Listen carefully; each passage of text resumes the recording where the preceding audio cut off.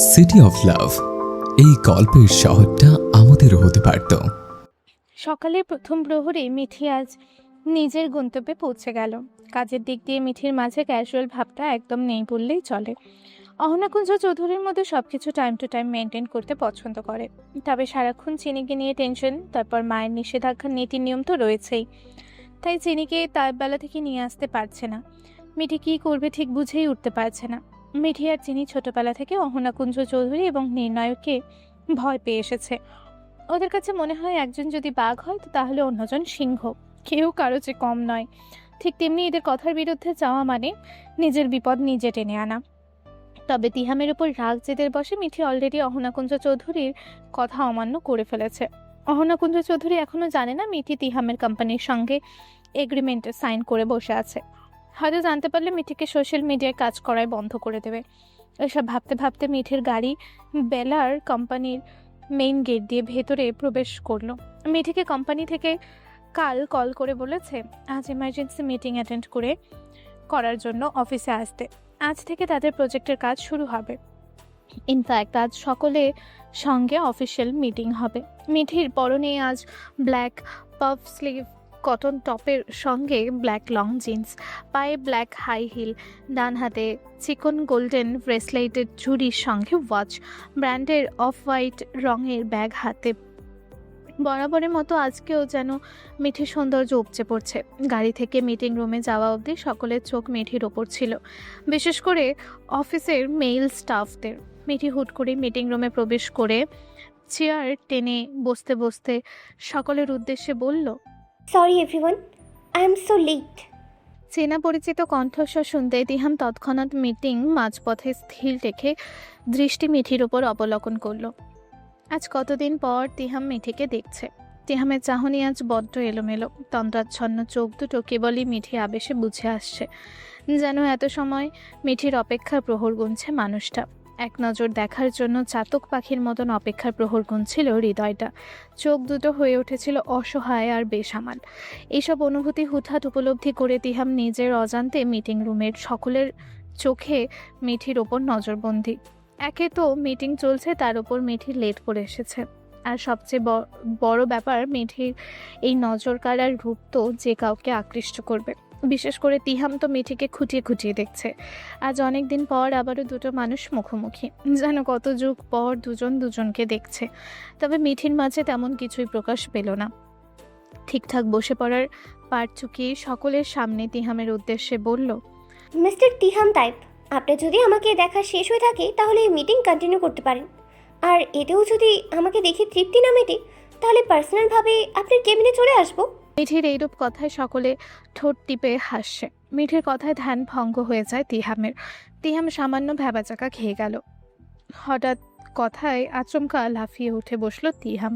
তন্দ্রা ভাবটা কেটে যেতেই অতঃপর হুঁশে ফিরতে নিজেকে সংযত করে নিল। তিহামের যখনই মিটিং স্টার্ট করবে তখন সকলের দিকে লক্ষ্য করতেই খেয়াল করলো ম্যানেজার রাহুল শেখ হাঁ করে মিঠির দিকে তাকিয়ে আছে, চোখের পলক পড়ছে না। মুহূর্তেই তিহামের শান্ত মেজাজটা চড়াও হয়ে যায়। তিহাম চোখের চশমাটা ঠিক করে টেবিলের দুই সাইডে দুই হাত রেখে মাথাটা ঝুঁকে সকলের উদ্দেশ্যেই বলল, আমরা 20 মিনিটসের জন্য ব্রেক নিচ্ছি। ব্রেকের পর মিটিং স্টার্ট হবে। আজকের মতো গুরুত্বপূর্ণ একটা মিটিংয়ের মাঝে তিহামের মতো বস ব্রেক নিচ্ছে। ব্যাপারটা সবাই অবাক হয়ে, বিশেষ করে রাহুল শেখ বিস্ময়কর চোখে তাকালো। মুনিয়া ব্রেকের কথা শুনতে খুশিতে আপ্লুত হয়ে মিঠিকে ফিসফিস করে বলল, তোকে ফুল ছাড়াই শুভেচ্ছা জানানো উচিত।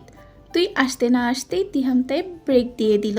কি বাত হ্যাঁ দোস্ত। মুনিয়ার কথায় মিঠি তাচ্ছিল্য হাসলো, তবে তিহামের দিকে ভালো করে 2 মিনিট জন্য তাকালো না। মুনিয়া ফের মিঠিকে উদ্দেশ্য করে প্রশ্ন ছুড়ল, তুই এত লেট করে কেন এসেছিস? মিটিং অলমোস্ট শেষ পর্যায়ে। ইচ্ছে করেই লেট করে এসেছি। মিঠির নির্লিপ্ত জবাব। মুনিয়ার মনে হলো মিঠি এখনো তিহামকে ভুলতে পারছে না। একে একে সকলেই মিটিং রুম থেকে বের হয়ে যাচ্ছে। ভিড় কমতেই মুনিয়া মিঠিকে জিজ্ঞেস করলো, তুই কি তিহাম তাইপকে এখনো ভুলতে পারিসনি? মিঠি মুনিয়ার প্রশ্নের উত্তর না দিয়ে উল্টো মুনিয়ার দিকে প্রশ্ন ছুড়ল, তুই কখনো কাউকে ভালোবেসেছিস? না। তাহলে কাউকে ভুলার কষ্ট তুই কি বুঝবি? মিঠি শেষাংশ কথা মিঠি মুনিয়া দুজনেই চুপ হয়ে যায়। কারো মুখে কথা নেই। খানিকক্ষণ পর মিঠি বুক ছেড়ে এক দীর্ঘশ্বাস ফেলেই বলে, আমি তিহাম তাইপ নামে ব্যক্তিটাকে ঘৃণা করি। এবং সারা জীবন করব। কথা বলেই চেয়ার ছেড়ে উঠে ঘুরতেই মিঠি তিহামকে দাঁড়িয়ে থাকতে দেখতে পেল। মিঠির বলা এত সময়ের কথাগুলো মনে হয় তিহাম শুনেছে, তবে সেদিকে কোনো রূপ অভিব্যক্তি না দেখিয়ে সাইড কেটে মিঠি চলে গেল বাহিরে। মিঠি মিটিং রুম থেকে বের হতেই অফিসের কর্নারে গিয়ে চোখ বন্ধ করে দাঁড়িয়ে আছে। এত কিছুর পরেও যার জন্য এতটা কষ্ট হচ্ছে সেটাই কি একতরফা ভালোবাসা? যার কথা ভেবে ভেবে এত নির্ঘুম রাত কাটানো, সে যদি অন্তত মনের খবরটা বুঝতে পারতো তাহলে প্রতারণার মতো জঘন্য কিছু মিঠির সঙ্গে হতো না। মিঠি ভুলতে চায়, তিহামকে ভুলতে চায়, অতীতকে ভুলতে চায়। কেমন আছো? বন্ধ রাখা চোখ দুটো আকস্মাৎ খুলে গেল মিঠির। চেনা পরিচিত পুরুষালী কণ্ঠস্বর শুনতেই মিঠি পেছনে ফিরল। তাকিয়ে দেখলো তিহাম মিঠির নিকটে এসে দাঁড়িয়েছে। তিহামকে এত কাছে দেখা মাত্রই কেমন মেজাজ চড়া হয়ে গেল মিঠির। সঙ্গে সঙ্গে মনে পড়ে গেল তিহামের অসহ্য ধোঁকা, প্রতারণা, বেইমানি। তিহামের জন্যই তো তার ছোট বোনটা আজ তার কাছে নেই। মিঠি কোনো মতে নিজেকে সামনে নিয়ে কাটকাট গলায় বলল, যেমন বানিয়ে মাঝপথে ছিঁড়ে এসেছিস, তার চেয়ে 1000 গুণ বেশি ভালো আছি। মিঠির কথা যেন তিহামের গায়ে লাগলো। তিহাম ছোট থেকেই শান্ত স্বভাবের, মস্তিষ্কে কী চলে কারো বোঝার ক্ষমতা নেই। অন্য সকলের মতো হুটহাট রেগেও যায় না, কিন্তু মিঠির বেলাতেই বরাবরের মতোই তিহাম শান্ত সত্তা থেকে বের হয়ে আসে। অতঃপর তিহাম মিঠিকে টোন মেরেই বলল, ভালো কেউ থাকে না, ভালো তো নিজেকেই রাখতে হয়। তাছাড়া অপরিচিত কাউকে বিশ্বাস করে বারংবার ভেঙে গুড়িয়ে যাওয়া মানুষ আর যাই হোক ভালো থাকতে পারে না। ওদের দূর থেকে দেখে স্বাভাবিক লাগলেও কথার মাঝে নীরব যুদ্ধ চলছে। কথার মাথায় খোঁচা দিতে এক চুলো ছাড় দিচ্ছে না কেউ। দুজনেই বড্ড শেয়ানা। মিঠি নেতিয়ে পড়ার আগটা আবারও তরতর করে ঝাঁঝিয়ে উঠল। অতঃপর মিঠি মুচকি হেসেই বলল, একটা কথা মনে রাখবেন, কেউ যদি কাউকে চোখ বন্ধ করে বিশ্বাস করে, তার মানে এটা নয় সে অন্ধ। কাউকে ভেঙে গুঁড়িয়ে দিয়ে নিজেকে শক্তিশালী ভাববেন না। সময় ঘুরে এমন হতে পারে সেই ভাঙ্গা অংশ জোড়া দেওয়ার জন্য কাউকে পাশে পাবেন না। মিঠির কথাগুলো যেন তিহামের ভেতর গিয়ে প্রবেশ করে। মনে হয় মিঠির কথার পারদের হৃদয়টা আহত হয়ে গেছে। তিহাম আরও কিছু বলবে তার পূর্বেই মিঠি তিহামকে পাশ কাটিয়ে চলে গেল। 20 মিনিট ব্রেক হতে সকলে তাড়াতাড়ি যার যার স্থানে গিয়ে বসে পড়ে। মিঠি যখনই আনমনে মিটিং রুমে প্রবেশ করবে ঠিক একই সময় রাহুলও রুমে ঢুকতে যাবে। দুজনেই একসঙ্গে যাওয়া দরুন ঘটল এক বিপত্তি। তাড়াহুড়ো করে যেতে গিয়ে দুজন দুজনের সঙ্গে ধাক্কা লেগে প্রায় পড়েই যাচ্ছিল মিঠি। পড়ে যাওয়ার পূর্বে মিঠিকে 2 হাত দিয়ে সামলে নেয় রাহুল। অস্ফুটে মুখে উদ্গ্রীব হয়ে বলল, আপনি ঠিক আছেন তো মিরান্তা? লাগেনি তো কোথাও? মিঠি নিজেকে সামলে নিয়ে আন্তরিক হাসি দিয়ে বলল, হ্যাঁ, আমি ঠিক আছি। আপনি ঠিক আছেন তো? আমি ঠিক আছি, ডোন্ট মাইন্ড। আপনি বরাবরই সুন্দর, কিন্তু আজ অন্য দিনের চেয়েও বেশি সুন্দর লাগছে। ও রিয়েলি? ওদের পুরো সিনটা মিটিং রুমের প্রত্যেকটা ব্যক্তির নজরবন্দি হয়েছে। সেই কাতরে তিহাম সর্বপ্রথম। মিঠি আর রাহুলকে হেসে হেসে কথা বলতে দেখে হাত মুঠো বন্ধ করে রাগ সংযত করছে তিহাম। ব্যাপারগুলো কিছুতেই তিহাম ঠিকভাবে নিতে পারছে না। তিহামের অজানা রাগগুলো নিয়ন্ত্রণ করতে পারছে না। রাহুল পুনরায় ঠোঁট গলিয়ে হেসে বলল, সো ম্যাডাম, লেডিস ফার্স্ট, আপনি প্রথম ভিতরে প্রবেশ করুন। মিঠি মুচকি হেসে রাহুলের কথা মতো রুমে প্রবেশ করলো। এরপর মিঠির পিছু পিছু রাহুলও ঠিক মিঠির পাশের চেয়ারেই বসলো। তিহামের মিটিংয়ে মনোযোগ নেই বললেই চলে। পুরো মনোযোগ মিঠি আর রাহুলের ওপর। তিহামের রাগে ঘট এমনিই পরিপূর্ণ, তার উপর একটু পর পর মিঠি আর রাহুল এটা সেটা নিয়ে কথা বলে। এগুলো কিছুতেই তিহাম সহ্য করতে পারছে না। অতঃপর মিটিং শেষ হতেই রাহুল কিছু ফাইল তিহামের দিকে এগিয়ে নিয়ে যায়। রাহুল তিহামকে নিজের দিকে এইভাবে তাকিয়ে থাকতে দেখে ফাইলটা তিহামের দিকে এগিয়ে দিতে দিতে বলে, এনিথিং রং স্যার? হারি ওকে? আমি ঠিক আছি, আপনার ধান্দা কি সেইটা বলুন। তিহামের মুখ থেকে এরূপ কথা শুনতেই রাহুল বিস্ময়কর চোখে তিহামের দিকে তাকালো। তিহামের চোখে মুখে বিরক্তির ছাপ। কপালটা সে কখন থেকে কুঁচকে আছে। তিহাম সবসময় ফর্মালভাবে কথা বলে সবার সঙ্গে, আর যেটুকু বলে সেটুকু খুব অল্প। তাই তিহামকে অফিসে সকলে খানিকটা ভয় পায়। তবে হঠাৎ আজ এইরূপ বাক্য ব্যয় করতে দেখে আশ্চর্য হলো। কোনো ধান্দাই নেই স্যার। রাহুল ছেলেটা হাসি খুশি, সবসময় ঠোঁটে এক অমায়িক হাসি লেগেই থাকে। অন্যদিন তিহামের কাছে রাহুলের হাসি ভালো লাগলেও আজ লাগছে না। রাহুলকে উদ্দেশ্য করে তিহাম বলল, আপনাকে এই অফিসে ধাক্কা খাওয়ার জন্য কিংবা হাসার জন্য রাখা হয়নি, কাজ করার জন্য রাখা হয়েছে। আপনি ঠিকঠাক কাজ করতে না পারলে আপনার জন্য ঠিকঠাক ব্যবস্থা নেওয়া হবে। আপনাকে দ্বিতীয়বার ওয়ার্ন করলাম। Okay sir. মিঠি পায়ের ওপর পা তুলে সে কখন থেকে মোবাইল স্ক্রল করছে। মুনিয়ার দৃষ্টি তিহাম আর রাহুলের ওপর। রাহুলের মতো হাসি খুশি ছেলেটা হঠাৎ তিহাম কিছু বলতেই চুপসে গেল। মুহূর্তে মুনিয়ার কপাল কুঁচকে গেল। কি হলো ব্যাপারটা? মুহূর্তেই মুনিয়া মিঠির উদ্দেশ্যে বলল, তিহাম তাইব কি তোকে নিয়ে জেলাস? তুই কি আমার সঙ্গে মজা নিচ্ছিস? মজা নিব কেন? এমনটা হতেই পারে। কথায় আছে, মানুষ যাকে প্রথম প্রথম সহ্য করতে পারে না, দিন শেষে গিয়ে সেই মানুষটার প্রেমে মারাত্মকভাবে ফেসে যায়। মুনিয়ার কথায় এবার ফোন থেকে চোখ সরিয়ে তিহামের দিকে এক পলক দৃষ্টি বোলাতেই তাচ্ছিল্য হাসি খেলে গেল মিঠির ঠোঁটে। অতঃপর বলল, তিহাম কখনোই কাউকে ভালোবাসতে পারে না, তবে মারাত্মক মায়াই বাঁধতে পারে। তাই বলছি, কাউকে এমনভাবে ভালোবাসবি না যার কারণে সারা জীবন নিজের কাছে নিজেকে ছোট হয়ে থাকতে হবে। কথাগুলো বলতে বলতে দুশ্চিন্তাগ্রস্ত জটলা পাকানো মস্তিষ্কটা আর চাপ নিতে পারছে না। হাত পা থরথর করে কাঁপছে মিঠির। এই মুহূর্তে গলা থেকে আর কথা বের হচ্ছে না, ভেতরটা ছিঁড়ে যাচ্ছে। অসহায়ত চারিদিক জংলা আবরণের মতো ঘিরে ধরেছে একতরফা ভালোবাসার আবরণ। এটা কি শুধুই অন্তর্মুখী হওয়ার তরুণ ভালোবাসা, কিংবা পরিবারের টানাপোড়েন আর দায়বদ্ধতা? কাল থেকে বেলা কোম্পানির নিউ সিমেন্ট নিয়ে কাজ শুরু হবে। মিঠি আর মুনিয়া তাদের প্রোডাক্ট রিভিউ করবে, সোশ্যাল মিডিয়াতে ভিডিওর মাধ্যমে তারা লিড করবে। কাল থেকে রোজ তিহামের সঙ্গে কাজ করতে হবে। ভাবতেই মিঠির মাথা ঝিমঝিম করছে। তখন তো রাগের বশে তিহামের সঙ্গে টক্কর দিতে গিয়ে এগ্রিমেন্ট সাইন করে দিল। এখন তো চোখের সামনে তিহামকে সহ্য হচ্ছে না। আর বারবার সেধে আসা মিঠির সঙ্গে কথা বলা, এটা যেন মিঠির কাটা গায়ে লবণ ছেটানোর মতো কাজ করছে। এটা তিহাম ইচ্ছে করে করছে নাকি মুনিয়ার কথাই সত্যি? কথা ভাবতেই মিঠি বিপরীত দিক থেকে বলে উঠল, এগুলো তোর ভুল ধারণা। তিহাম তাই মন দিয়ে খেলতে পারে, কাউকে ভালোবাসতে পারে না। এগুলো নিছক তোর একতরফা ভালোবাসার ভুল ধারণা। মিটিং যেহেতু শেষ, শুধু সময় নষ্ট করার কারণ নেই। তাছাড়া মিঠি যতক্ষণ এখানে থাকবে ততক্ষণ তিহামকে দেখতে হবে। মিঠি মিটিং রুম থেকে বের হয়ে চলেই যাবে। তৎক্ষণাৎ আগাম বার্তা না দিয়ে আসা ঝড়ের মতো মিঠির সামনে এসে পথ আটকে হাজির হলো তিহাম। চলে যাচ্ছ? তিহামের এইরূপ প্রশ্ন শুনে মিঠির ভ্রু কুঁচকে গেল। মিঠিকে এমনভাবে তাকিয়ে থাকতে দেখে তিহাম বেশ অস্বস্তিতে পড়ল। জোরপূর্বক হাসি দেওয়ার চেষ্টা করে বলল, না মানে কাল ভিডিও শ্যুট করার ড্রেসগুলো আজকে দেখে নিলে ভালো হতো। মিঠির চোখে মুখে বিরক্তির ছাপ। কপালটা সে কখন থেকে কুঁচকে আছে। তিহামের কথা শুনতেই কেমন যেন আবারও দ্বিতীয় দফায় মেজাজটা চড়াও হয়ে গেল মিঠির। সেই সাথে তিহামের বাচনভঙ্গি অসহ্য মিঠির কাছে। কোনো মতে নিজেকে সামলে নিয়ে কাটকাট গলায় বলল, কালকে ড্রেস আজ কেন দেখতে যাব, তাও আবার আপনার সঙ্গে? আমাকে কি ডাঙ্গায় বসে থাকা কুমিরে কামড়িয়েছে? কথা বলেই সানগ্লাস চোখে পড়ে পেছনে ঘুরে কয়েক কদম যেতেই কিছু একটা ভেবে আবারও তিহামের দিকে ফিরে বলল, আপনার এই ফেক স্মাইল ডেফিনেটলি উন্নতি করা উচিত। না ভালো মানুষের মতো লাগছে, না ভিলেনের মতো লাগছে। Fake product. কথা বলে মিঠির এক মুহূর্ত দাঁড়ালো না, সঙ্গে সঙ্গে স্থান ত্যাগ করলো। তিহাম তো সেখানেই তাজ্জব বনের তৃষ্ণার্থ চাতকের ন্যায় শূন্য অভিব্যক্তি ধারণ করে দাঁড়িয়ে আছে। নিজের কানকেই বিশ্বাস করতে পারছে না। যে মেয়েটা ফিনল্যান্ড থাকাকালীন ভালোবাসি বলে ব্যক্ত করতো, আজ সেই তিহামকে ফেক প্রোডাক্ট বলছে। সত্যি কি আমি মিঠির সঙ্গে অনেক বেশি কিছু অন্যায় করে ফেলেছি, যা আমার করা উচিত হয়নি? মেয়েটার বলা প্রত্যেকটা বাক্য আজকাল তিহামের বুকে নিক্ষিপ্ত হওয়া জ্বলন্ত আগ্নেয়াস্ত্র।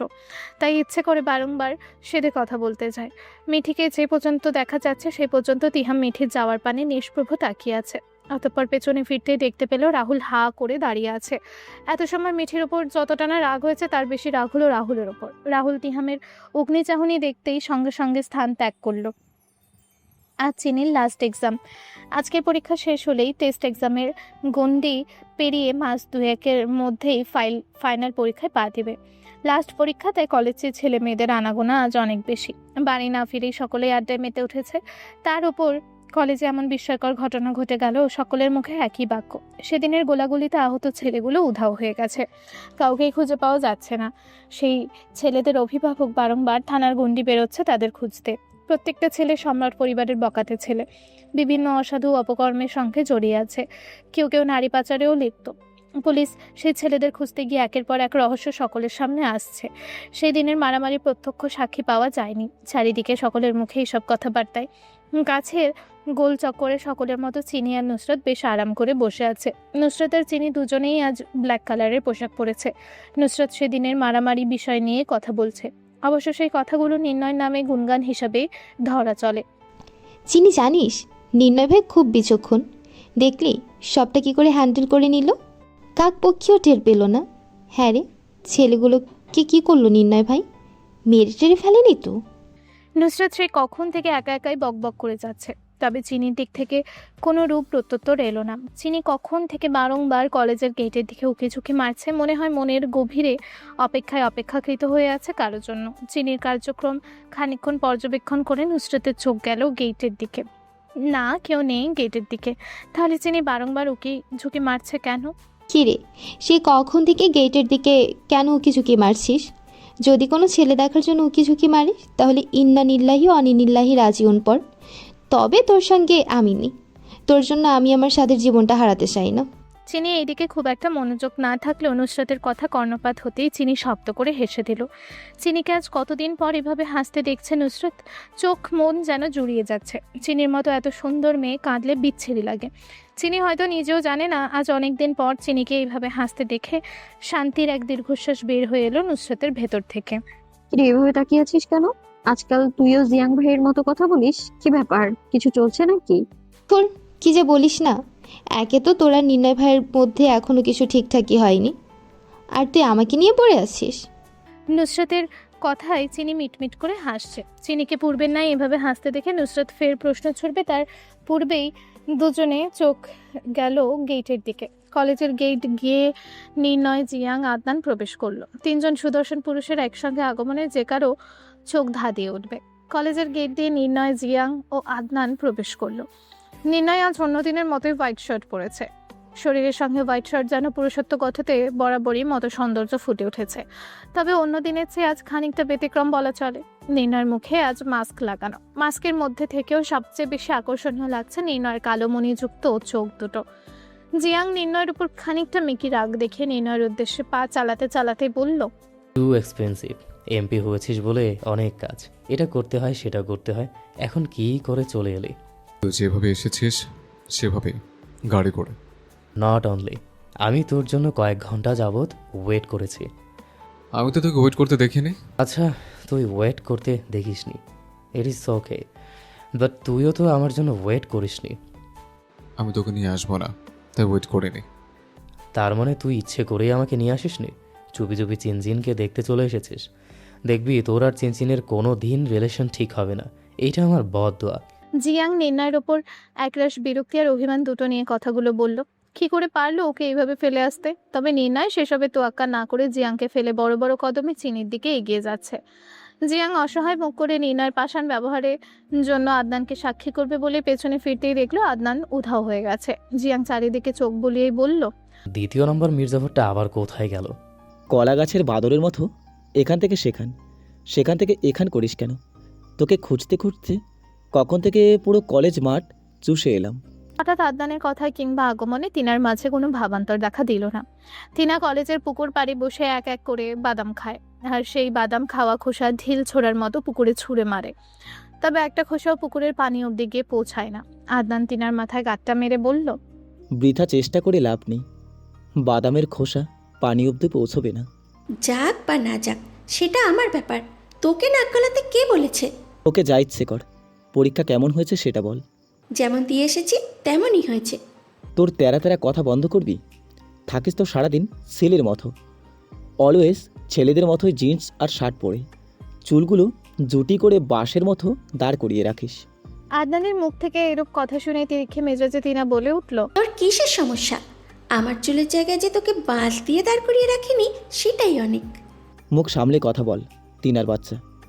তুই আমাদের ছেলে জাতের কলঙ্ক, তাই আমাকে বলতেই হয়, নয়তো আমার কিসের এত মাথা ব্যথা। যাই হোক, তোর হাতটা দে। আমাকে ইমপ্রেস করে লাভ নেই, আমার পেটে যাওয়ার কোনো চান্স নেই। আমি তোর হাতটা দিতে বলেছি, তবে আংটি পরাতে বসিনি।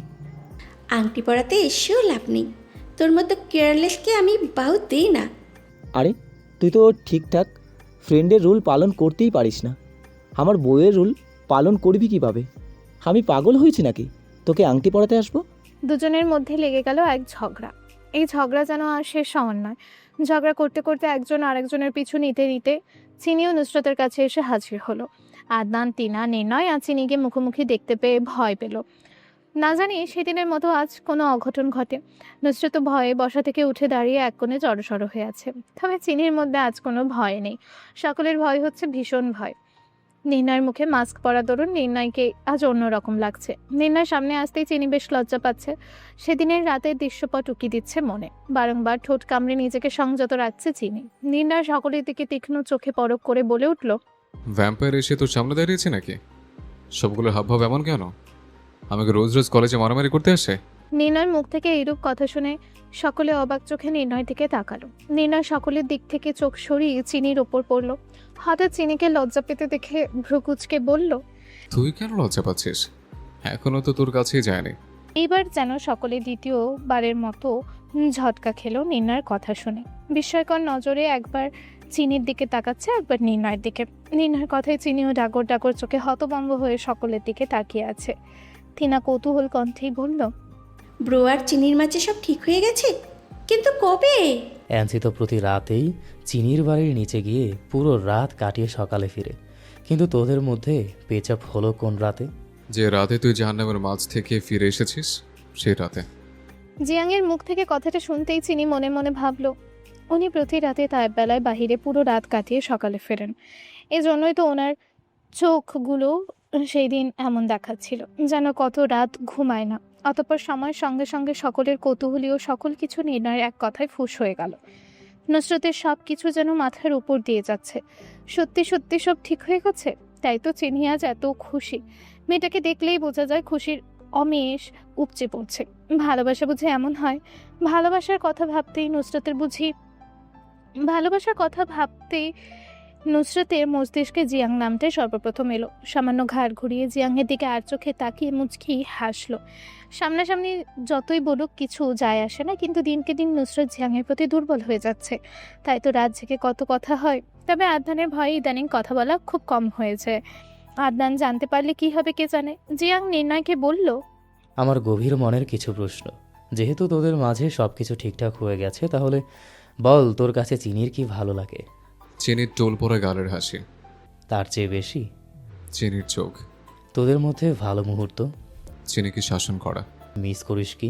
চিনির কাছে আসা। ভুলে যাবি কবে? কখনোই না।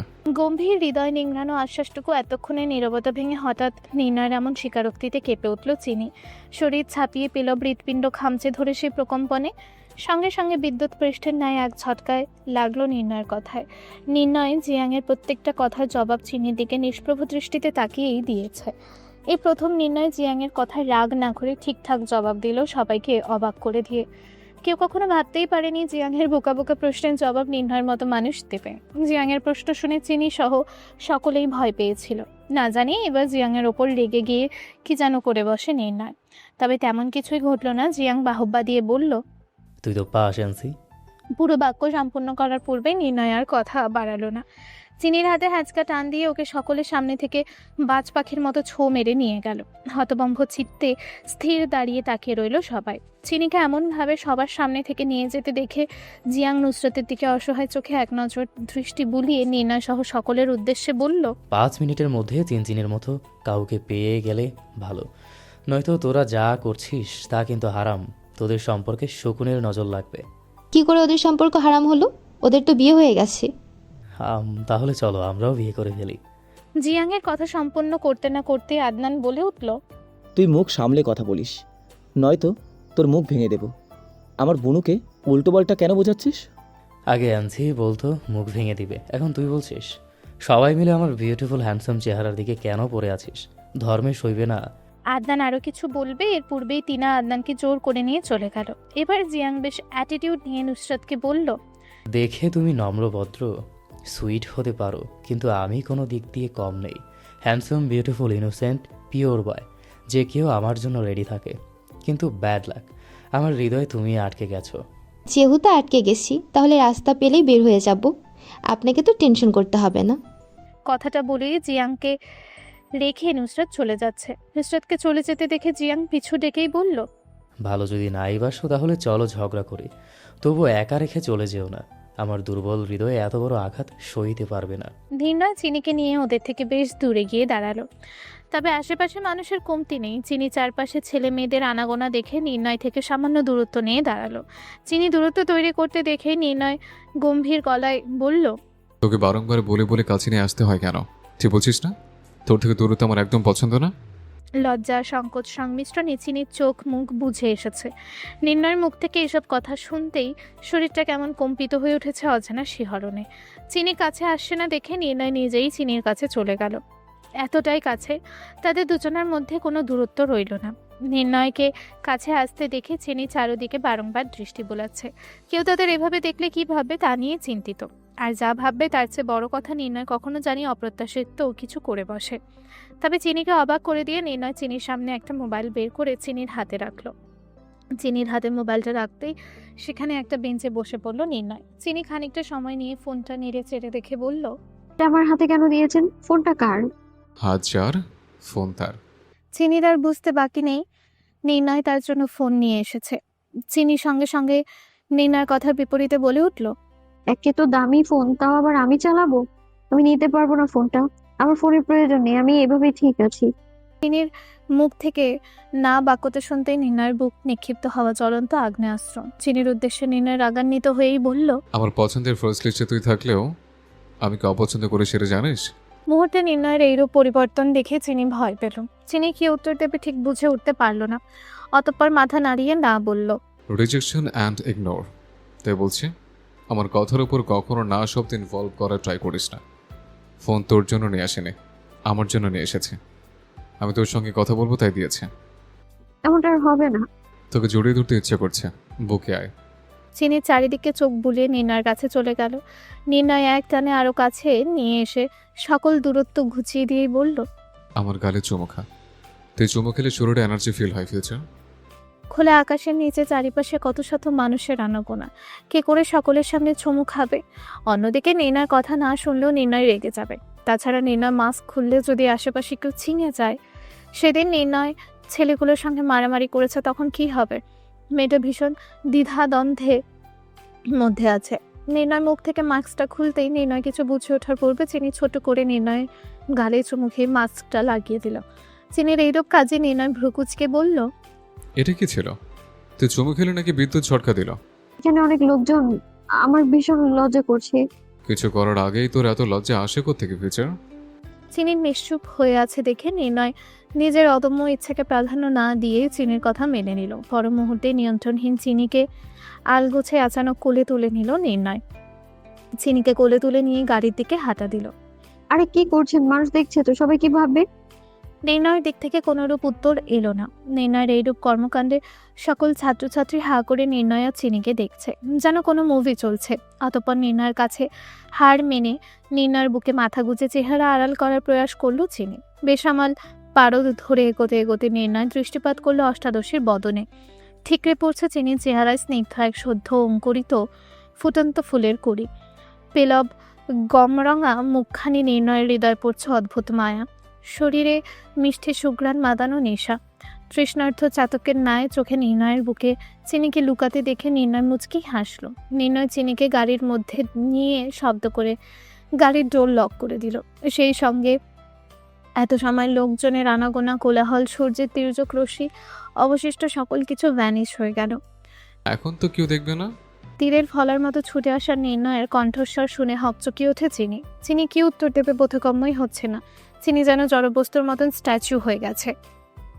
তবে নির্ণয় আর সময় নষ্ট করলো না। চিনি নির্ণয়ের কাছে আসার পূর্বেই নির্ণয় চিনির কাছে এসে চিনির মুখের কাছে মুখ নিয়ে ওর দিকে মাতাল চাহনিতে চেয়ে থেকে হাসকে স্বরে কানে কানেই বলল, আমি কিছু করতে বলার পূর্বে যদি তুই এত লজ্জা পাস, তাহলে আমি কি করে তোকে কিছু করতে বলবো?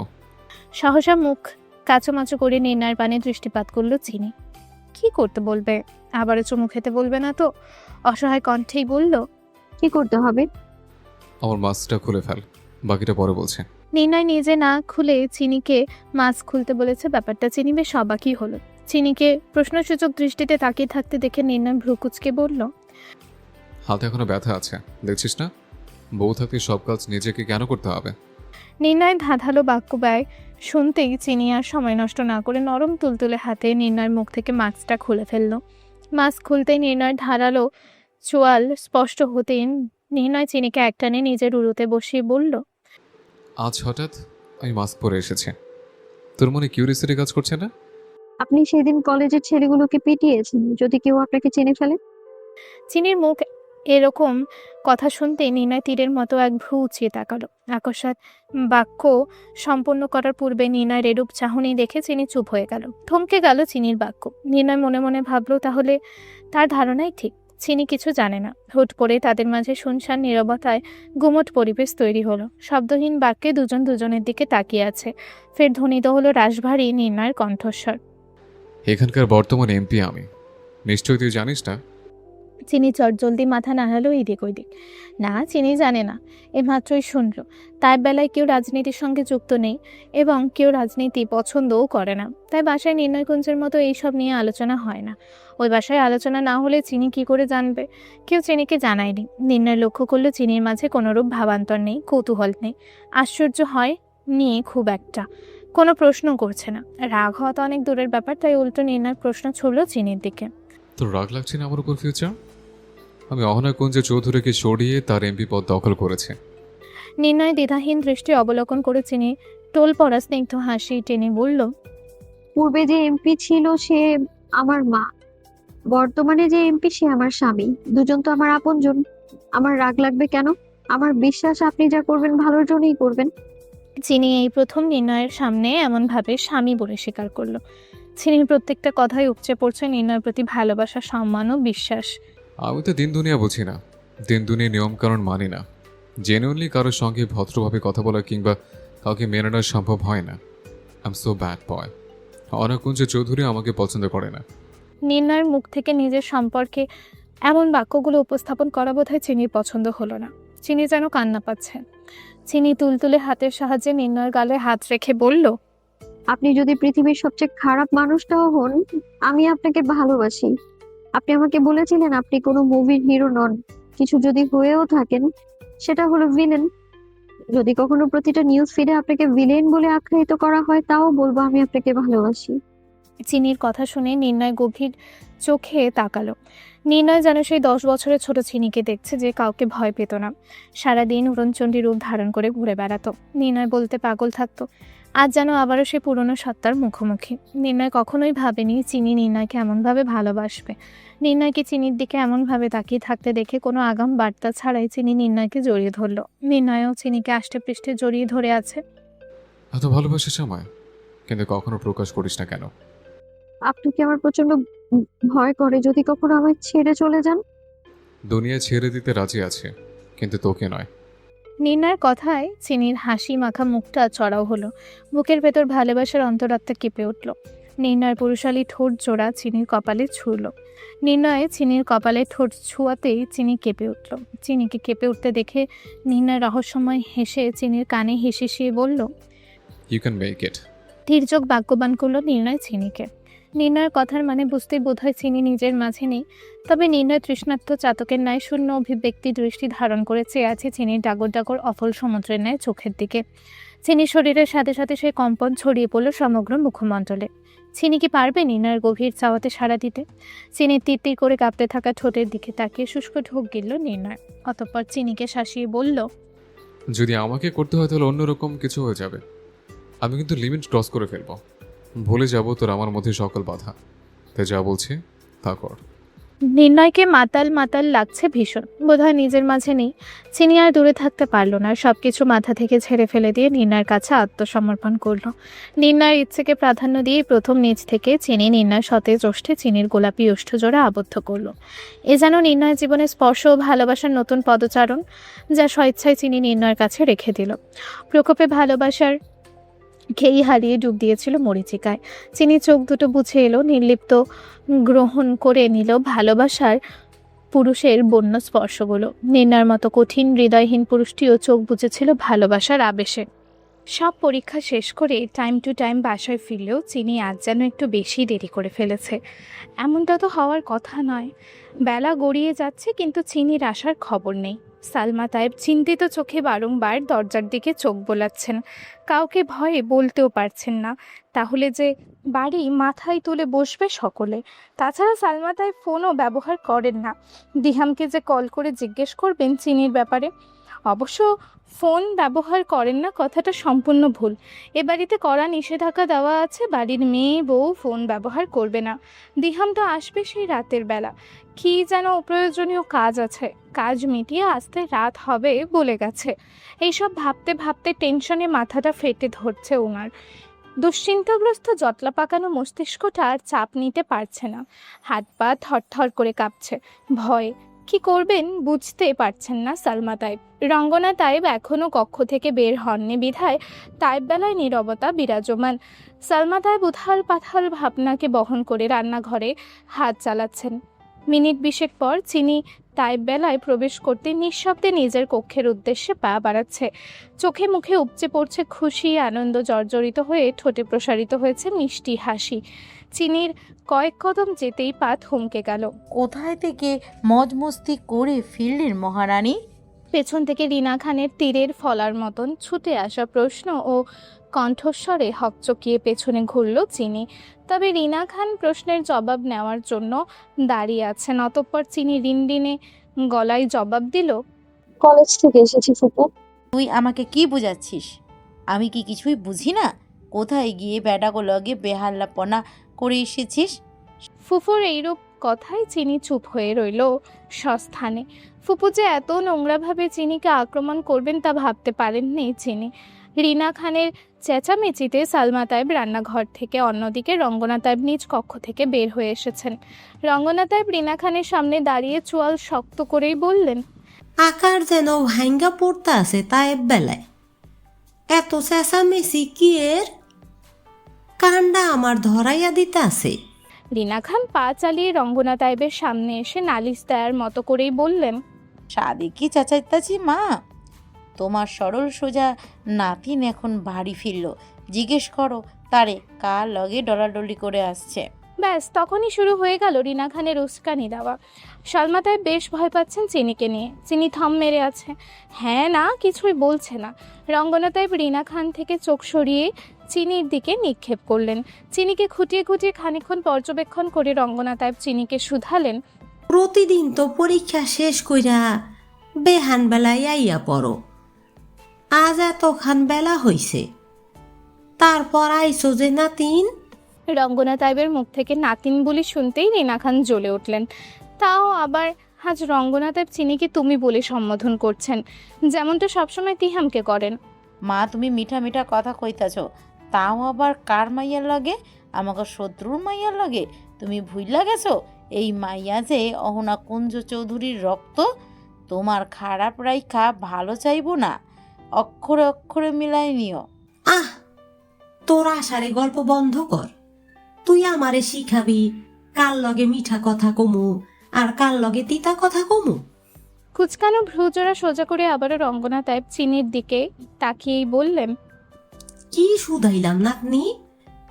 এতখান দেরি হইল কে? আজ তো লাস্ট এক্সাম, তাই আসতে দেরি হয়ে গেছে। সব ফ্রেন্ডরা বসে গল্প গুজব করলে একটু আধটু দেরি হয়। আমি কত আমার সইগো লগে গল্প করছি। গল্প করলে শরীরগত ভালা লাগে। যাও গিয়া জামা কাপড় পাল্টাইয়া খানা খাইয়া লও, বেলা চইলা যাইতে আছে। রঙ্গনা তায়েবের এইরূপ কথা বোধহয় রিনা খানের পছন্দ হলো না। আজকাল রঙ্গনা তায়েব চিনিকে মাথায় করে রাখেন। রিনা খানের মনে নানা ধরনের সন্দেহ দানা বিচ্ছে। আমার আর আমার মেয়ের বেলা তো এমন কিছু শুনি না। তখন গল্প গুজবের ভাবনা কই যায়? আমার মেয়ে 10টার পর বাড়ি ফিরলে কেউ বাড়ি থেকে বের কইরা দিবা। এখন তোমার সুন্দরী নাতিন সন্ধ্যাবেলা ফিরে বাড়ি ফিরছে। তোর মাইয়ার মতো 10টার পর তো ফিরে নাই। তুই হইল আমরা কাঠের ঢেকি, মুখ বন্ধ রাখ তোর। তোর মাইয়া কাল সারা রাত কইছিল? বাড়ির মধ্যে এমন চেঁচামেচির আওয়াজে সন্ধ্যাবেলা ঘুম থেকে উঠে এলো ঈশিতা। মনে হচ্ছে সারাদিন ঘুমিয়েও ঘুমটা পোষায়নি। ঈশিতা হলরুমে এসেই চিনিকে নতস্থির হয়ে দাঁড়িয়ে থাকতে দেখে ভাবলেও চিনি কাঠখড়ার আসামি। পরনে হাঁটুর উপরে নাইট শর্ট ড্রেস। চিনিকে এইভাবে দাঁড়িয়ে থাকতে দেখে পৈশাচিক হাসি দিয়ে ডাইনিং টেবিল থেকে একটা আপেল তুলে কামড় দিতে দিতে টেবিলে হেলান দিয়ে দাঁড়িয়ে মুভির ফেভারিট সিন দেখার মতো চিনির দিকে দৃষ্টি নিক্ষেপ করলো সে। হঠাৎ রঙ্গনা টাইপের দৃষ্টি চিনির ক্ষত হাতের দিকে পড়ল। অতঃপর ক্ষতকে ইঙ্গিত করে চিনি জিজ্ঞেস করলো, সেদিন তো কইলা না নাতিন হাতটা একখানা কাটলো কি কইরা? দিহাম কইল মেলা রক্ত গেছে। অতঃপর ক্ষতকে ইঙ্গিত করে তিনি জিজ্ঞেস করলেন। রঙ্গনা টাইপ প্রশ্নসূচক দৃষ্টিতে চেয়ে আছেন। এবার চিনি ঘরটা পুরোপুরি সোজা করে। তবে চিনি রঙ্গনা টাইপের প্রশ্নে চমকায় না, কোনো রকম প্রতিক্রিয়াও করে না, অস্বস্তির লেশমাত্র নেই। অতঃপর ঈশিতার দিকে এক নজর তাকিয়েই বলল, কেন দাদি, ঈশিতা আপু তোমায় কিছু বলেনি? সবকিছু তো ঈশিতা আপুর জন্যই হয়েছে। হাত কাটা থেকে রক্ত ঝরা। ঈশিতা আপু প্লিজ দাদিকে বিস্তারিত বলো, ফ্রেশ হয়ে আসছি। চিনির আচানক আক্রমণেই সেটা হাত থেকে আপেলটা পড়ে গেল। রঙ্গনা টাইপের সামনে কায়দা করে ঈশিতাকে ফাঁসাতে চাচ্ছে চিনি। ঈশিতা চিনির দিকে এমনভাবে তাকালো যেন চোখ দিয়েই ভস্ম করে দেবে। তবে চিনি আর এক মুহূর্ত হলরুমে দাঁড়ালো না। সিঁড়ি ভেঙে দোতলায় নিজের রুমে গিয়ে সপাটে দরজা চাপিয়ে দিল। এদিকে রঙ্গনা টাইপ মা মেয়েকে কত রকম গালমন্দ করতে ব্যস্ত, কখনো ঈশিতার পোশাক নিয়ে, কখনো রাত বিরাতে বাইরে থাকা নিয়ে। সালমা টাইপ এক কোণে দাঁড়িয়ে ঠোঁট টিপে হাসছেন। ইদানিং রঙ্গনা টাইপের মনে চিনির জন্য মায়া বাড়ছে। রঙ্গনা টাইপ আহ্লাদে আটখানা হয়ে আছেন চিনিকে নিয়ে। চিনি রুমে পৌঁছাতেই আয়নার সামনে গিয়ে দাঁড়ালো। এথায় সেথায় চিনির মনের চোখ দুটো নির্ণয়ের খোঁজে ব্যাকুল। এই তো কিছু সময় পূর্বে নির্ণয় টাইপ বেলা অবধি পৌঁছে দিয়ে গেল। তারপরও এক নজর দেখার জন্য খুশিতে পুলকিত হয় মনটা। ঝিলিক দিয়ে উঠল মুখের কোণে মিষ্টি হাসি, যা এখনও চলমান। লজ্জায় দুহাতে মুখখানা ঢেকে নিল চিনি। মুখ ঢাকা হাতে নির্ণয়ের পরনে পরানো আংটি যেন চিকচিক করছে। চিনি খানিকটা সময় নিয়ে লজ্জা মাখা হাতটা সরাতেই চোখ গেল গলার দিকে। গলার লকেটটা বিয়ের পর নির্ণয় দেওয়ার প্রথম গিফট।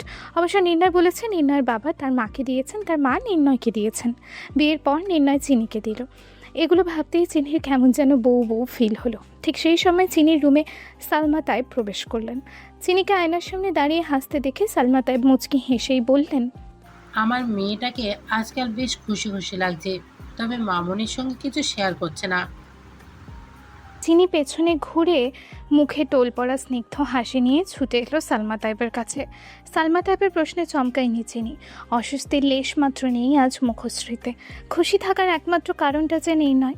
আনন্দ খুশিতে সালমা তাইবের দুই হাত মুঠোবন্দি করে তাকে নিয়ে নিজের সঙ্গে ঘোরাতে ঘোরাতে চিনি বলল, আমি একটা মানুষের কাছে সব পেয়ে গেছি, প্রেম, ভালোবাসা, বন্ধুত্ব, সুখ, শান্তি, এমনকি নিজেকেও। আরে আরে পড়ে যাবো তো, ছাড় আমার। অতঃপর চিনি থামতেই দুজন হাসতে হাসতে জোরে জোরে শ্বাস নিচ্ছে। চিনির কথাগুলো খোলাসা না করে বলল, সালমা তাইব বুঝতে পারছিলেন চিনির খুশির কারণ নির্ণয় সিনহাত চৌধুরী। তবে অহনাকুঞ্জ চৌধুরী কি কোনোদিন মেনে নেবেন? অহনাকুঞ্জ চৌধুরী সে কখন থেকে বৈঠক কক্ষে পায়চারি করছেন। তিনি যখনই অতিরিক্ত টেনশনে থাকেন তখন পায়চারি করেন। সেই সঙ্গে ভীষণ রেগেও আছেন। ছোট নানু সে কখন থেকে নির্ণয়ের নম্বরে কল করে যাচ্ছেন বারংবার। তবে নির্ণয়ের ফোন ব্যস্ত বলছে। আজ নির্ণয় ও অহনাকুঞ্জ চৌধুরী একটা ইভেন্ট অ্যাটেন্ড করতে ছিলেন। বিশেষ করে নির্ণয়কে প্রধান গেস্ট হিসেবে নিযুক্ত করা হয়েছে। নতুন এমপি বলে কথা, এখনই তো সকলের সঙ্গে পরিচিত হবে, খ্যাতি অর্জন করবে। এদিকে নির্ণয়ের কোনো হদিশ নেই। নির্ণয়ের চলাফেরা যেন কোনো টিনএজার ছেলের মতো, মন যা চাচ্ছে তাই করছে, কাউকে পরোয়া করছে না, এমনকি নিজের ক্ষমতাকেও না। বেপরোয়া চলাফেরার সঙ্গে এক অদ্ভুত আচরণ। অহনাকুঞ্জ চৌধুরী কিছুতেই পারছেন না এইসব সামলাতে। যেভাবেই হোক নির্ণয়কে থামাতেই হবে। অতঃপর তিনি পায়চারি বন্ধ করে চোয়াল শক্ত করে ছোট নানুর উদ্দেশ্যে বললেন, কাকিমণি। হ্যাঁ মামনি বলো। নির্ণয় আজ সারাদিন কোথায় ছিল জানো, কিংবা এখন কোথায় আছে? না মামনি। কথাটা শেষ করেই অহনাকুঞ্জ চৌধুরী কক্ষ থেকে বের হয়ে গেছেন। মিঠি ব্যাগপত্র নিয়ে নিজ রুমে থেকে বের হতেই তার মুখোমুখি হলো। তিনি মিঠির লাগেজের দিকে তীক্ষ্ণ দৃষ্টিতে পরখ করে চোয়াল শক্ত করে মিঠির দিকে তাকিয়ে বললেন, ব্যাগপত্র গুছিয়ে রাত বেরাতে কোথায় যাওয়া হচ্ছে তোমার? তোমাকে তো বলেছিলাম কিছু বড় কোম্পানির সঙ্গে সাইন আপ করেছি। সেখানে ইমার্জেন্সি অফিসিয়াল কিছু শ্যুট রয়েছে, ড্রেস এবং অর্গ্যানিক কিছু প্রোডাক্টের। ঢাকার বাইরে এক বাংলোতে হবে। পারমিশন নিয়েছো কার কাছ থেকে? কে তোমায় ঢাকার বাইরে যাওয়ার পারমিশন দিয়েছে? মিঠির কানে অহনাকুঞ্জ চৌধুরীর রাগান্বিত কণ্ঠ পৌঁছাতেই সে কেঁপে উঠল। মাম্মু, তুমি বিজি ছিলে, বাসায় ছিলে না, তাই আমি ছোট নানুর কাছে বলেছিলাম তোমাকে বলার জন্য। মেয়েটি আমাকে বলেছিল তোমাকে বলতে, কিন্তু আমি বলতে ভুলে গেছি। তুমি রাগ করো না মেয়েটি নানু ভাইয়ের উপর। অহনাকুঞ্জ খানিক শান্ত ও সচকিত হয়ে প্রশ্ন ছুড়লেন। সঙ্গে কে যাচ্ছে? মুনিয়া আমার সঙ্গে যাচ্ছে। লোকেশন অ্যাড্রেস আমাকে মেল করো। অলরেডি করে দিয়েছি মাম্মা। মিঠি ঢাকার বাইরে শ্যুট করার জন্য সিলেক্ট করা বাংলোতে পৌঁছালো। রাস্তায় জঞ্জাট না থাকায় ঘণ্টাখানেকের মধ্যেই এসে পড়েছে। মিঠি গাড়ি থেকে নামতে লক্ষ্য করলো কাঠফাটা রোদে উজ্জ্বল শ্যামলা বর্ণের চেহারাটা রাহুলের যেমন জলজল করছে, সকলের সঙ্গে সে কি মিষ্টি করে কথা বলছে। মুখে লেগে আছে সেই সুন্দর হাসিটা, যেমনটা ফিনল্যান্ডে সবসময় তিহামের মুখে বিরাজ করত। এভাবে তো তিহাম ধীরে ধীরে মিঠির জীবনে এসেছে আর মিঠি তিহামের প্রেমে পড়েছে। রাহুল ছেলেটাকে দেখলে তিহামের অভিনয় করা সেই পুরনো অতীত মনে পড়ে যায়। মিঠি চোখ বন্ধ করে দীর্ঘশ্বাস ছেড়ে ভাবল, এই ইনোসেন্ট ফেস করে রাখা ছেলেদের প্রেমে পড়ে যাওয়া মেয়েদের জন্য চুটকির ব্যাপার মাত্র, তাই তো আজ তার এই হাল হয়েছে। মিঠির ভাবনার মাঝেই রাহুল মিঠির লাগেজ টেনে নিয়ে হাসি দিয়েই বলল, লাগেজ আমি নিয়ে যাচ্ছি, তুমি গিয়ে রেস্ট নাও। সরি, তোমার থেকে পারমিশন না নিয়ে তুমি বলে সম্বোধন করে ফেলেছি। তবে তুমি কিন্তু আমার ছোট হবে মিরান্তা, কজ আমার রাইট আছে তুমি বলে সম্বোধন করা। Of course, why not.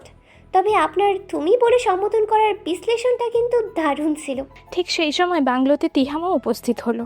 তিহামের অনুভূতিহীন টকটকে ফর্সা মুখশ্রী জুড়ে কিছুদিনের ক্লিন শেভ না করা খরা খরা দাড়িগুলো মাথা চাড়া দিয়ে আছে। তিহাম গাড়ি থেকে নামতে লক্ষ্য করলো রাহুল এবং মিঠি একজন আরেকজনের সঙ্গে ঘোষ গল্পে মেতে আছে। দুজনের হাসি চোখে লাগার মতো। মুহূর্তেই রাগে ক্ষোভে হাত দুটো মুষ্ঠবদ্ধ হয়ে নিল তার। তিহাম নিজের অজান্তে মিঠিকে কারোর সঙ্গে দেখলে রেগে যায়, কিন্তু কেন? কারণ তার জানা নেই। বয়সের তারতম্য, সম্পর্কে জটিলতার সঙ্গে শত্রুতা, এত বছরের পুষে রাখা প্রতিহিংসা কয়েক মুহূর্তের জন্য ভুলতে বসেছে তিহাম। তৎক্ষণাৎ মিঠি আর রাহুলের কাছে গিয়ে দাঁতে দাঁত চেপে তীক্ষ্ণ চোয়ালটা ধারালো সূচের ন্যায় করে বলে উঠল, আমি কি এখানে বিনোদন দেওয়ার চ্যারিটি খুলে বসেছি? অফকোর্স না। তাহলে এইখানে সিলি টপিক নিয়ে হাসাহাসি হচ্ছে কেন? মুহূর্তেই হাসির কলরব উধাও হয়ে গেল। রাহুল শেখ, বিশেষ করে আপনাকে বলছি, আমার মনে হয় আপনার হাসাহাসি করা ছাড়া আর কাজ নেই। ফটোশ্যুটের জন্য বাংলো সাজানো হয়নি, ফুল আসেনি, লাইটিং হয়নি, মেকআপ ম্যান আসেনি, ফটোগ্রাফার আসেনি। সেদিকে আপনি বেখেয়াল হয়ে বসে আছেন। আপনার মনোযোগ অন্যদিকে। আপনি ভুলে গেছেন বোধহয় আজকের রাতে আমাদের শ্যুট রয়েছে। Sorry sir. I warn you. Rahul দ্রুত স্থান ত্যাগ করতে মিঠি ও তিহামের ধারে কাছে দাঁড়ালো না, সেও চলেই যাচ্ছিল। মিঠি। মিঠি পেছনে ফিরতে দুজোড়া উদাসীন চোখ একত্র হলো। তবে মিঠি চমকায় না, খুব একটা প্রতিক্রিয়াও করে না। একা এসেছো? আগে বললে তো গাড়ি পাঠিয়ে। একা কেন আসবো?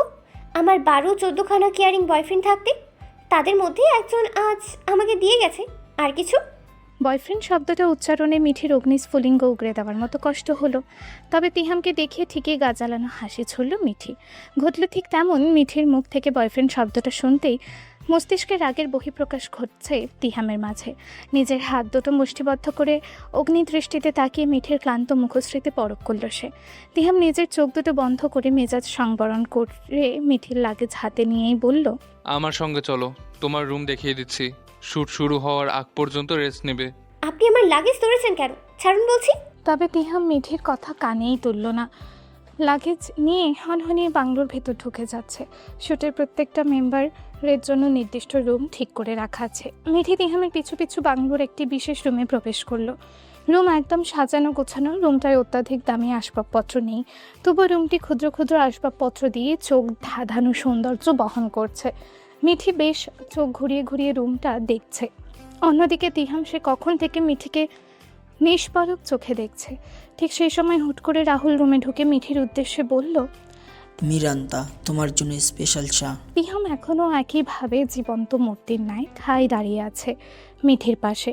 সে সামনের দিকে তাকিয়ে রাহুলকে সাবলীল কণ্ঠে শুধালো, মিঠি চা খায় না, মিঠি কফি খায়। মিঠি আচানক তিহামের দিকে তাকালো। তিহামের এখনও মনে আছে মিঠি চা খায় না। শুধু মিঠি নয়, রাহুলও খানিকটা আশ্চর্য হয়। তিহাম ফের কপাল কুঁচকে রাহুলকে বলল, সব কাজ কমপ্লিট। Yes sir. ডিপার্টমেন্ট দুটো ভাগ ভাগ করে দাও, ফাইন্যান্সিয়াল আর একাডেমিক। শ্যুটের information A to Z collect করে লিস্ট করো, দ্বিতীয় ডিপার্টমেন্টে ট্রান্সফার করো। আজ রাতে যে প্রজেক্টটা প্রমোশনের জন্য শ্যুট হবে সেগুলো লিস্ট করো। কালকের সকাল বিকেল রাত যখন শ্যুট হবে সেই সব প্রোডাক্টেরও লিস্ট করো। সব আজকের মধ্যে রেডি চাই। এবার কাটকাট স্পষ্টভাবে রাহুলের মুখের দিকে তাকিয়ে কথাটা বলল তিহাম। তিহামের মুখ থেকে এত এত কাজের কথা শুনে রাহুলের মুখ হা হয়ে গেছে। তিহাম কি করে পারলো এত কাজ রাহুলের ওপর চাপিয়ে দিতে? মাত্রই তো সব কাজ শেষ করে এলো।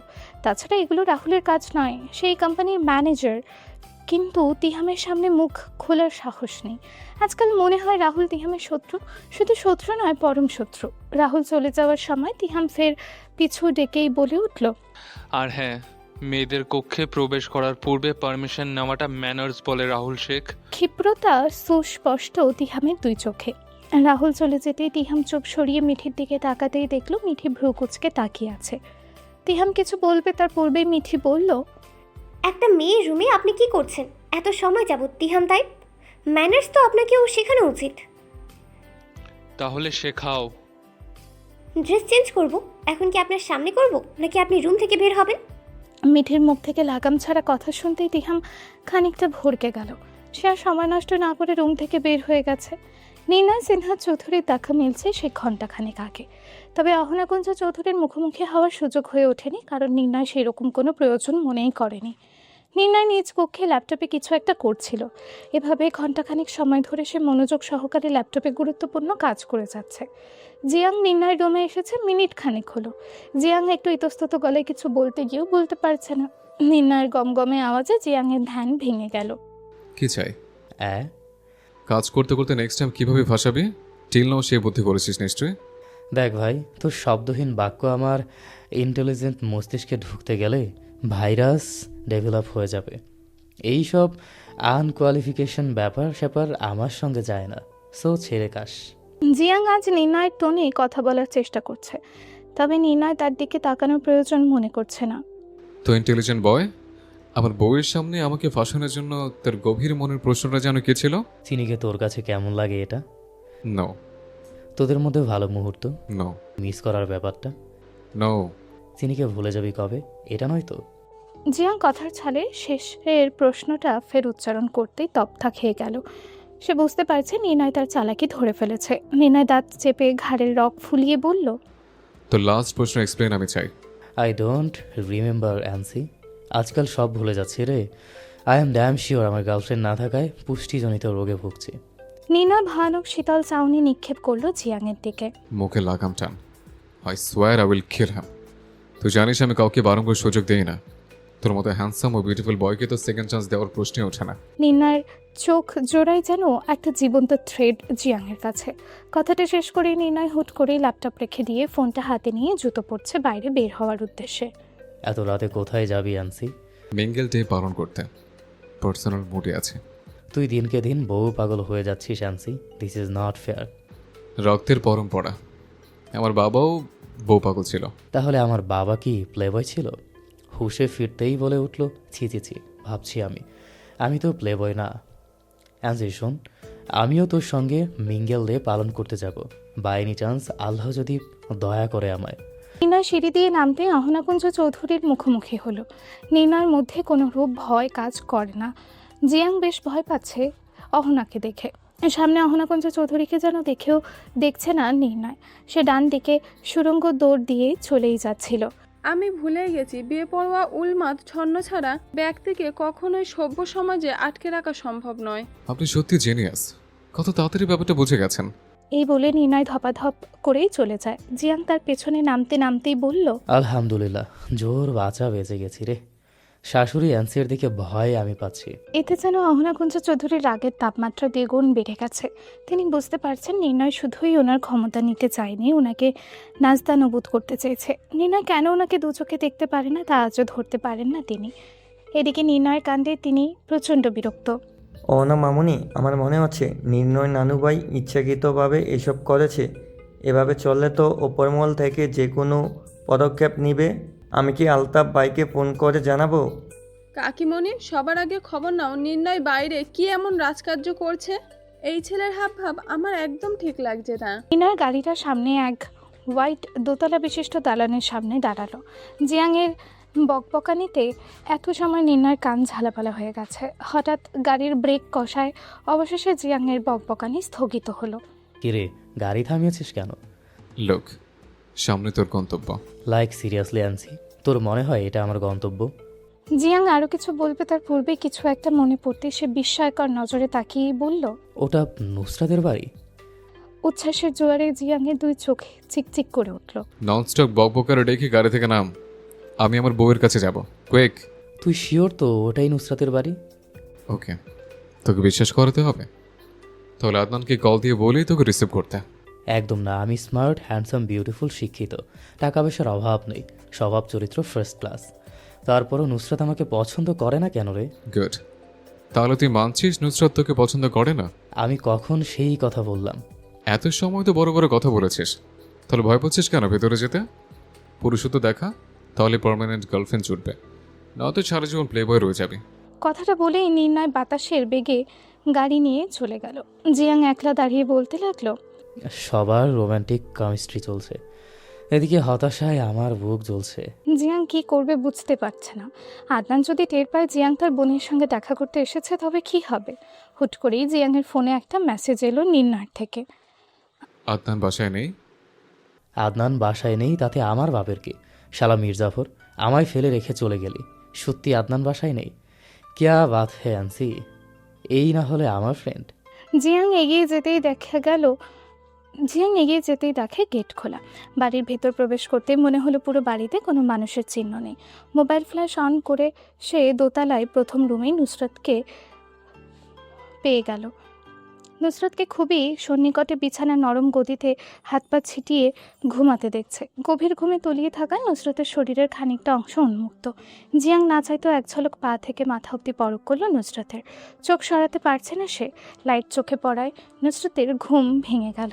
জিয়াংকে সামনে দেখে সে ভয় পেয়ে চিৎকার দিয়ে উঠল। তৎক্ষণাৎ জিয়াং দৌড়ে এসে নুসরাতের মুখ চেপে ধরল। হুশ, আমি জিয়াং। আপনি? হঠাৎ নুসরাতের মনে হলো নিচে আদনানের কণ্ঠস্বর। সে ভয় পেয়ে কাঁপতে কাঁপতে বলল, ভাই আসছে।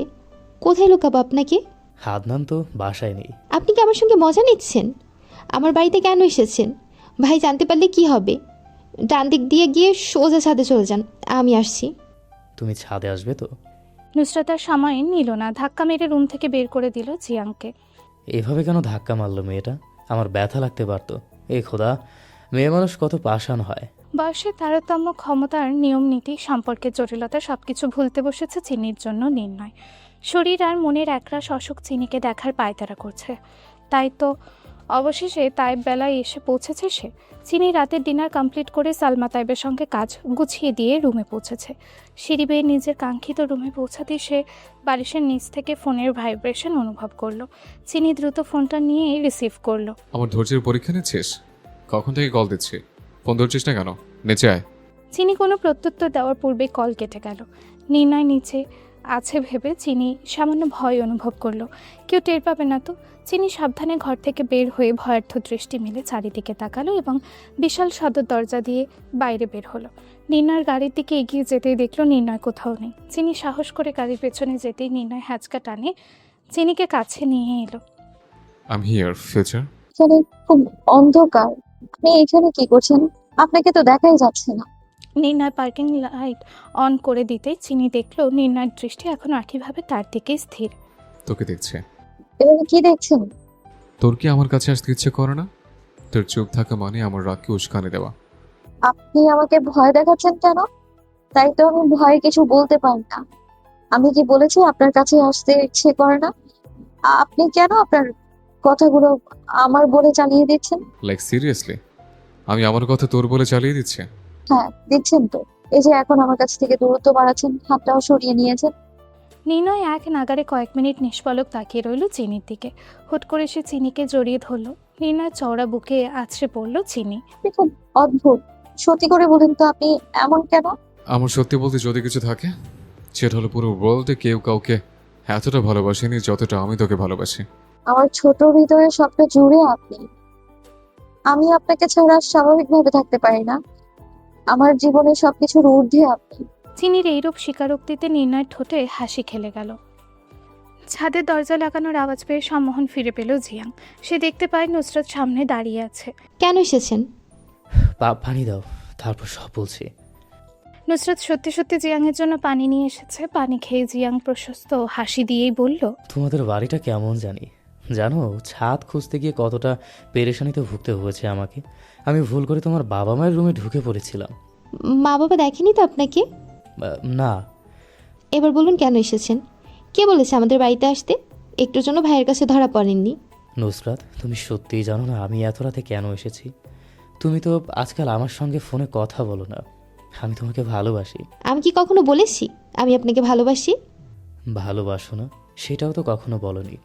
আমি তোমার হাজব্যান্ড হতে চাই নুসরাত, প্লিজ রাজি হয়ে যাও। নুসরাতকে চুপ থাকতে দেখে জিয়াং ভেতরে অসহ্য এক যন্ত্রণা অনুভব করলো। সে ভাবলো নুসরাত তাকে ভালোবাসে না। তোমাকে আনসার দিতে হবে না, তোমার নীরবতায় আমাকে আনসার দিয়ে ফেলেছে। কাল সকালে ফ্লাইটে আমি ফিনল্যান্ড ফিরে যাচ্ছি। কথাটা বলে জিয়াং ছাদ থেকে চলেই যাচ্ছিল। নুসরাত দৌড়ে গিয়ে জিয়াংয়ের পথ আটকে দাঁড়ালো। আমি আর কখনো আপনার সঙ্গে কথা বলবো না। আপনি একটা নিষ্ঠুর মানব। আপনি কি করে আমাকে ছেড়ে চলে যাওয়ার কথা ভাবছেন? অ্যান্সি ভালো করে জানে চিনচিন অ্যান্সিকে ভালোবাসে, তাই তো সে তাকে ছেড়ে যায় না। কিন্তু তুমি? আমিও আপনাকে ভালোবাসি, সারা জীবন ভালোবেসে যাব। নুসরাতের জবাব শুনতেই জিয়াংয়ের ঠোঁটে বিশ্বজয়ের হাসি ফুটে উঠল। সে হুট করেই নুসরাতের ঠোঁটে ঠোঁট ডোবালো। সকল দূরত্ব ঘুচে গেল ভালোবাসার আবেশে। নির্ণয়ের পুরুষালী বুকে এখনও জড়িয়ে আছে চিনি। নির্ণয়ের বুকে ঘুমে আচ্ছন্ন হয়ে পড়েছে চিনি। তা বুঝতে পেরে নির্ণয় হাসকি স্বরেই শুধালো, তোকে কামড়াচ্ছে মশা? না। তাহলে আমি দেই কামড়। কথা শুনতেই চিনি হকচকিয়ে নির্ণয়ের বুক থেকে মাথা তুলে তাকালো। ফিনল্যান্ডের মতো আপনি আবার আমার শরীরে ক্ষত তৈরি করবেন? ভয় কেন পাচ্ছিস? এটা ক্ষত নয় ফিউচার, এটা আমার ভালোবাসার চিহ্ন। Focus on me future. কথা বলেই নির্ণয় চিনির নরম তুলতুলে অধরের মাঝে নিজের ওষ্ঠযুগল ডুবিয়ে দিল। বেসামাল হয়ে সে চিনির শরীর থেকে ওড়নাটা খুলে গাড়ির ভেতর ছুঁড়ে মারে। আমার সামনে আসতে তোর ওনার প্রয়োজন নেই ফিউচার। কথা বলে নির্ণয় পার্কিং লাইট অফ করে দিয়ে আবারও চিনির ঠোঁটে ঠোঁট ডোবালো। চিনির শরীর অসাড় হয়ে আসতেই নির্ণয়ের হুঁশ ফিরল। আমার খুব ভয় করছে, খুব অন্ধকার এখানে। আমার পিচ্ছি বউটা যদি আরো কিছু সময় চায় তাহলে আমার অপেক্ষা করতে আপত্তি নেই। নির্ণয়ের ঠোঁটে হাসি ফুটে উঠল। সে বুঝতে পেরেছে চিনি তাকে কতটা ভালোবাসে। নির্ণয়ের মনে আজ কোনো দ্বিধা দ্বন্দ্ব নেই। সে চিনির ভালোবাসা নিয়ে